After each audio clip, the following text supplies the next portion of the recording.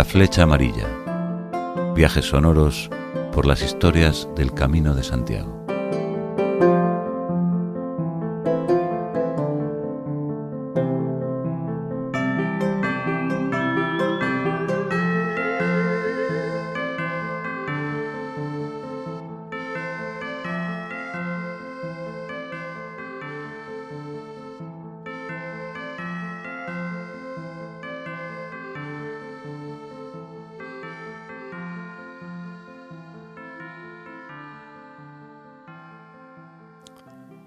Hola, ¿qué tal? Sed bienvenidas y bienvenidos a esta nueva etapa de La Flecha Amarilla, este podcast xacobeo en el que queríamos contar hace ya mucho tiempo con una persona a la que llevamos siguiendo de cerca porque nos interesa mucho su proyecto.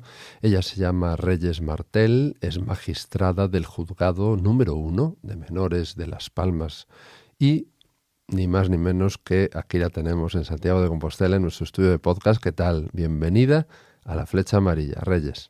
Muchísimas gracias por invitarme. Pues hoy estamos en Santiago de Compostela contigo, estamos muy emocionados porque eres una persona que has hecho mucho en tu vida profesional, has hecho además como una misión y entonces nos gustaría mucho que pudieses compartir con nosotros, que nos contases cómo surge tu proyecto Up to You, depende de ti. Es un proyecto tan maravilloso en el que has ayudado pues a muchísima gente joven con problemas con la justicia, trabajando tú y además en un juzgado de menores, con lo cual pues trabajas a pie de camino, ¿no? Cuéntanos por favor pues eso, cómo surge la idea y también cómo ahora, echando la vista atrás, ¿no? En el tiempo, pues cómo valoras esta experiencia. Uh-huh. Bueno, Up to You depende de ti. Surge pues cuando yo llego a la jurisdicción de menores. Ejerzo la jurisdicción desde el año 97, he pasado por distintos juzgados de la jurisdicción civil, penal, en fin, incluso vigilancia penitenciaria dentro de la penal, y un poco empecé la casa por el tejado. O sea, me encontraba con gente bastante joven ya en prisión y bueno, todo eso finalmente hizo que en el año, estoy resumiendo mucho, 2013, es una especialidad, menores dentro del derecho penal, pues concursará y llegará al juzgado de menores, uno de Las Palmas. Pero claro, una cosa es la teoría y otra cosa es cuando te introduces ya en el trabajo, ¿no? Con los menores y lo que les pasa. Me daba cuenta al principio, la gente que no sea jurista, e incluso los juristas que nos puedan estar escuchando, es algo muy desconocido el derecho de menores, es la justicia juvenil. Entonces, la ley de responsabilidad penal del menor imponemos medidas a menores que pueden cometen infracciones penales entre los 14 y antes de los 18 años. ¿Y qué pasa con las medidas? Vamos a ver, se les castiga, vamos a decirlo llanamente, tú lo haces, tú lo pagas, pero al mismo tiempo hay un principio fundamental que es la reeducación. Es fundamental también el ver por qué ese chico o chica que todavía está en el proceso de transformación, de crecimiento, de moldeo como persona, está yendo por muy mal camino. Entonces, algo que existe en esa jurisdicción que no existe y que además por nuestra ley de responsabilidad penal del menor, muy vanguardista, estableció, es que es el momento en interés superior del menor de ver qué es lo que está yendo mal y por qué. Y no existe el qué. Pues un equipo técnico que desde que un chico o chica llega a una fiscalía de menores con un delito, un presunto delito, se analiza por trabajadores sociales, un equipo compuesto de psicólogos, educadores, etcétera, qué ha pasado para llegar hasta ahí. Todas las circunstancias personales, familiares, sociales, salud mental, en fin, etcétera, adicciones. Claro, y ahí voy. Si definitivamente se le impone una medida judicial como consecuencia de un juicio y de ser condenado o condenada, esa medida es individualizada totalmente para ese menor. Tiene un programa de intervención educativa que se llama así por la ley. Claro, diseñado por el equipo técnico. ¿Con qué? Pues intentando introducir aquello que al menor o a la menor le hace falta para cambiar. No es fácil. me encontré con el problema de las herramientas. Yo veía que todos los programas de intervención educativa que pasaban por mis manos y que tenía que aprobar, debía aprobar, pues aparecían estereotipados.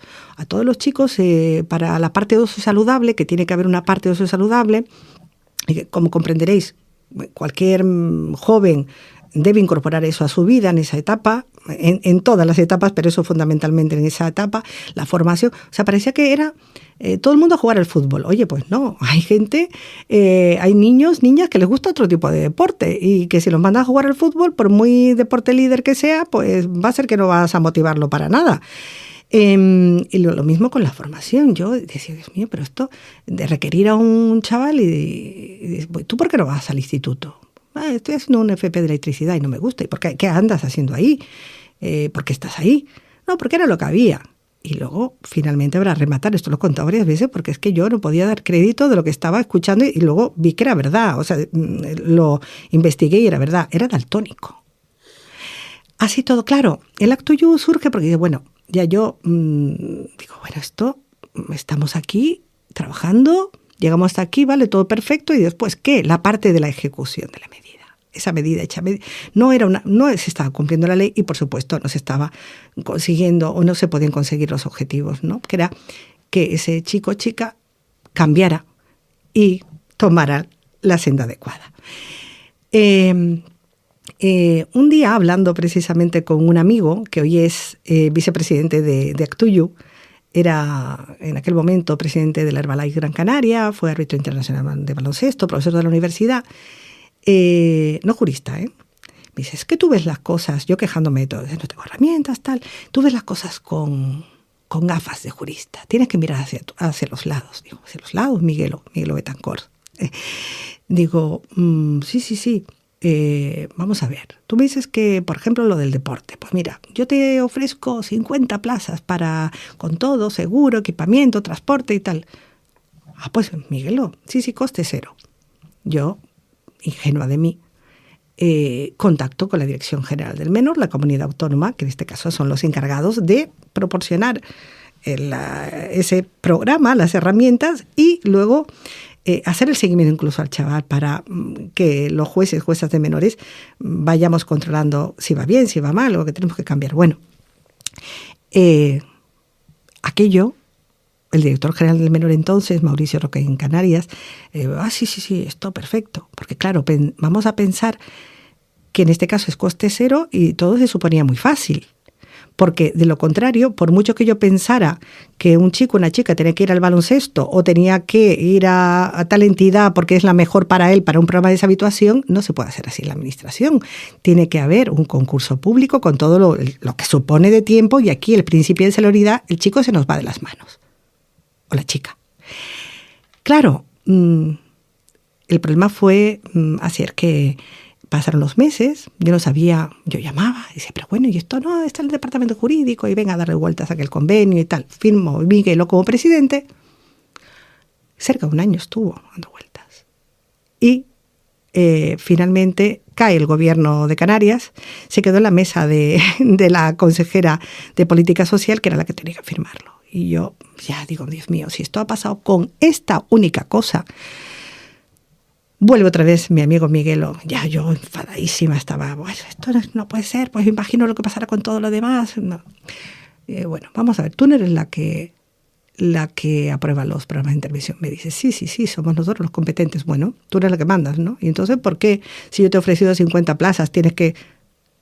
Y me quedé pensando, empezamos a hacer esto que me decía Miguelo, gente que te ofrecía pues plazas en talleres formativos, etcétera, claro, con las recomendaciones del equipo técnico, y empezamos a introducirlas en las medidas judiciales directamente, te lo comes, Dirección General, coste cero y claro, primero con la Fundación Universitaria de Las Palmas. Pero aquello cada vez tenía más volumen y tenemos más talleres, un foro internacional, no sé qué. Y llegó un momento que la Fundación Universitaria, a la que estoy muy agradecida, me dijo, oye, esto ya, ¿por qué no hay un grupo aquí de personas? ¿Por qué no se montan o se constituyen como una entidad? Que fue lo que hicimos. Nace Act II y Act II depende de ti.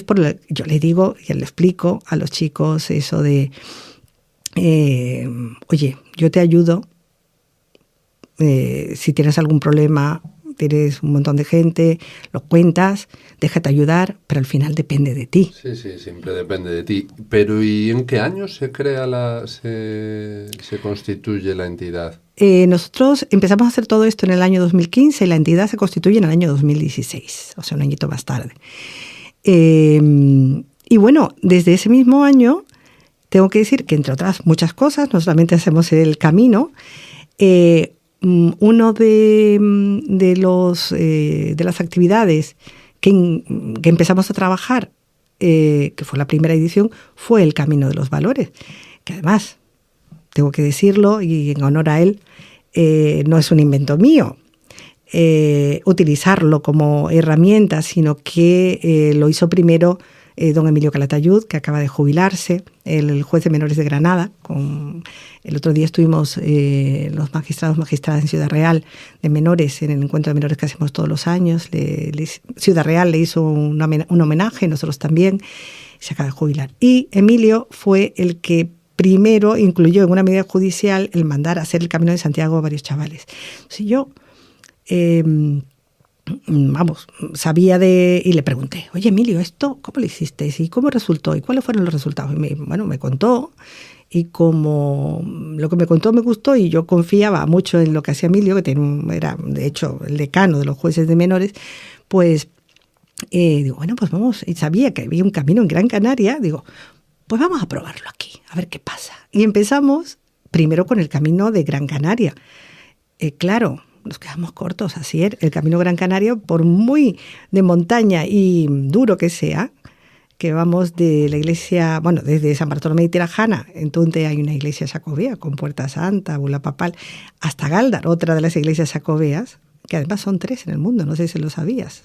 2 están en Canarias y la de Villafranca, ¿no? Que se abren además los años santos.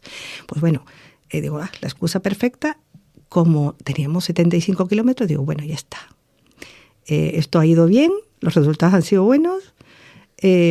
Comento con los compañeros de otros territorios, jueces, juezas de menores, y digo, pero nos vamos a terminar el camino, o sea, a hacer los kilómetros que nos faltan para la Compostela. Y fue cuando empezó el Camino de los Valores al completo, con la parte también de Galicia, ¿no? Que vamos todos los años haciendo tramos diferentes, ¿no?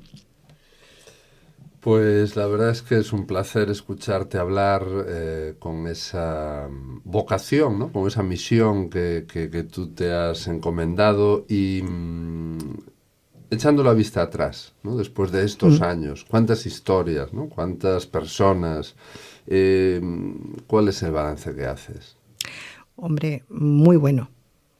Concretamente de todas las actividades que hace Actuyo, pero de esta actividad muy, muy bueno. Hay muchísimas historias peregrinas, podría brindarte muchas, muy bonitas. El balance, para resumirte mucho, ahora mismo están haciendo el camino chicos y chicas, algún padre, alguna madre, que en su momento lo hicieron como beneficiarios. Me explico. En su momento fueron chicos, chicas, que fueron condenados, que cumplían una medida judicial cuando hacían el camino, como parte de su medida, y que ahora están como voluntarios, y que todos los años continuamente contactan con nosotros y dicen, oye, es más, en el mismo camino, cuando termina aquí en el Obradoiro y luego hacemos una comida al peregrino y demás, nos dicen, oye, que cuente conmigo y ver el teléfono, no sé qué, para que me llamen. Además, ocurre, yo estoy en Canarias y hay un número importante de participantes canarios, pero ya en ese sentido se han incorporado otros territorios, otros compañeros y compañeras. Este año estuvo la jueza de menores una de las juezas de menores de Madrid, ha estado la jueza de menores de Baleares. Este año vino incluso don Julián Sánchez Melgar de la Sala Segunda del Tribunal Supremo, estuvo en Canarias, estuvo en la parte de Galicia también. O sea, el camino, además, en ese sentido, los chicos se empoderan.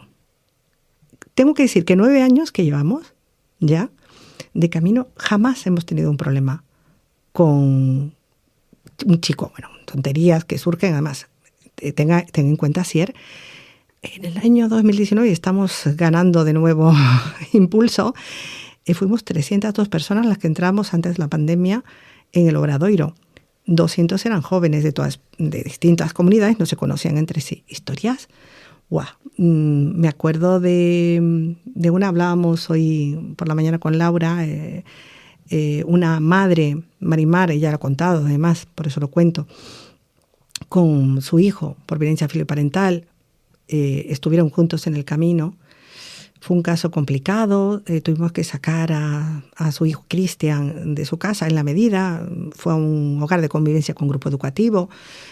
Ella cuenta de forma desgarradora lo dificilísimo que le fue el denunciar a su hijo, ¿no? Estamos hablando de una mujer preparada de clase media alta, ¿no? Y bueno, ella cuenta mejor que yo toda su historia. Lo bueno del tema es cómo terminó. Ellos terminaron aquí en el Obradoiro abrazados y lloraba el hijo y le pedía perdón a su madre. Y luego, bueno, Cristian, un chico que andaba por muy mal camino, no solamente pegándole a la madre, al hermano que tiene autismo más pequeño, que estaba no yendo al instituto, ya empezando a consumir sustancias, etc. Fue un Erasmus a Italia y está en Holanda trabajando con inteligencia artificial. Su madre y su hermano van a visitarle, una relación familiar estupenda, ¿no? Son historias peregrinas muy bonitas. Podríamos estar mucho tiempo. Recuerdo otra de una niña de Murcia que estaba en internamiento en Murcia, por tanto no era una chica que estaba bajo mi ejecución, sino de otra. En Murcia hay 2 compañeros, un juez, magistrado, magistrada. Y bueno, ella venía en el camino.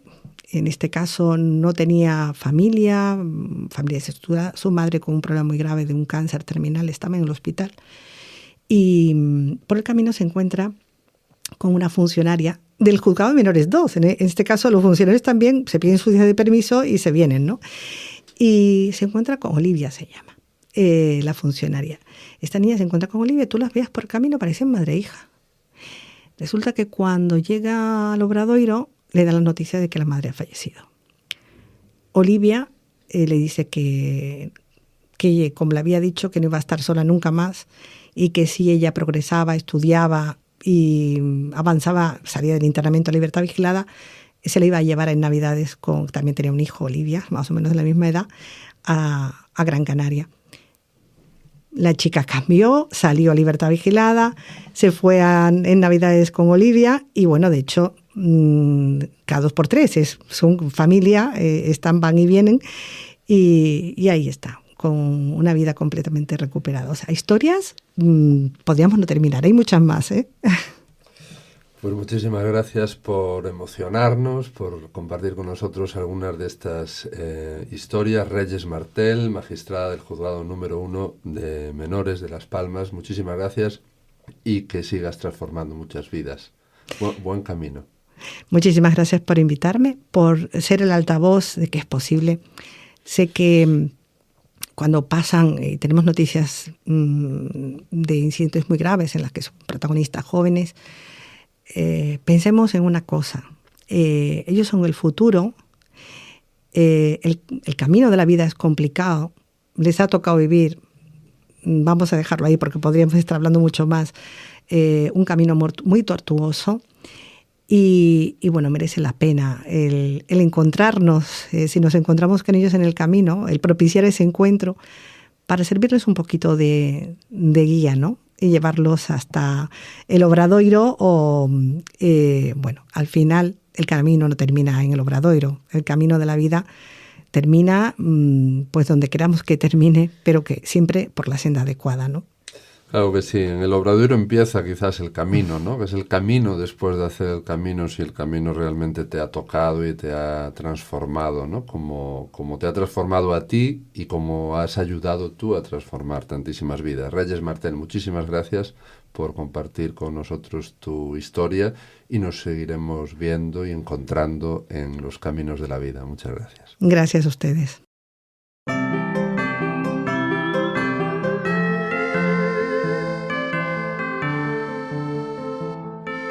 La flecha amarilla, Una serie de podcast para escuchar con los 5 sentidos y aprender a disfrutar pausadamente de los caminos y de la vida.